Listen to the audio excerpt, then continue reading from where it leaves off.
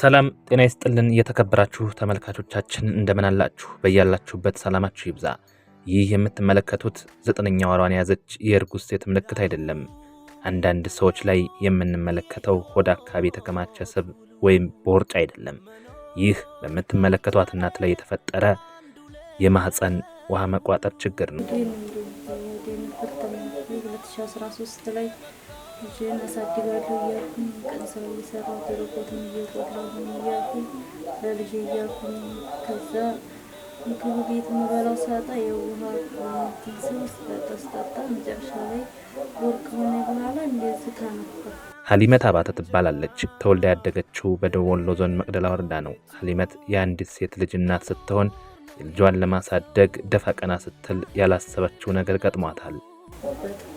ሐኪም ቤት ሲሄድ ደሴ ሪፈር ሆስፒታል አሉ። ከዛ ደግሞ እዛ እየታከምኩ እያለሁ ውሃ ምናምን ቀድታ በሲሪንጋ ውሃ ይቀዳሉ። ውሃ ቋጥሮ ማህፀን መቋጠር ነው። ከዛ እየታከምኩ ስንቃባ አድራጎት እያሳከሙኝ እያለ መጨረሻ ላይ በጀት የለንም አሉ። ተቋረጠ። ሰው ቤት ገባሁ። ሰው ቤት ገብቼ ሻይ ቤት ምናምን እየሰራሁ በየወሩ እየተከታተልኩ መጨረሻ ከአቅሜ በላይ ሲሆን አቋረጡት። ከዛ ሳቋርጠው እንደገና ማሙ ደግሞ ጣለ። እሷም ሲነሳብኝ መሸጀ መጠር ላይ ተነሳብኝ። አዲስ አበባ ሄድኩኝ። እዛ ደግሞ 20 ሺህ ብር ከፍዬ ታከምኩ። ኦፕሬሽን የምትደረጉ ምናምን።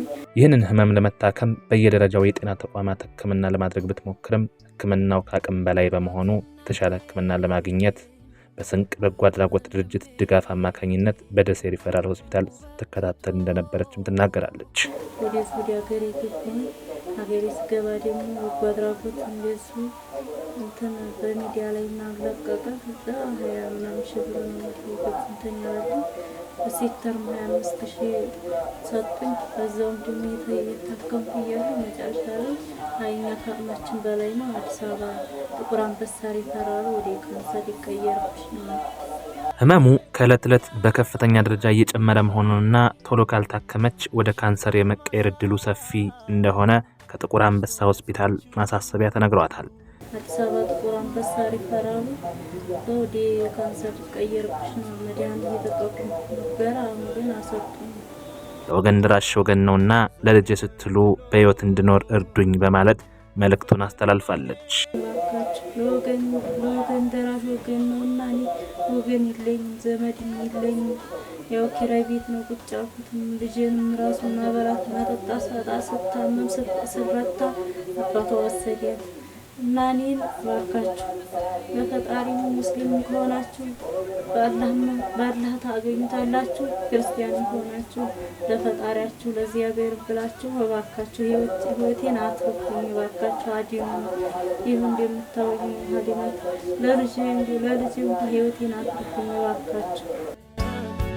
እሱ ነው እኔን ሰው ያደረገኝ ያቆመኝ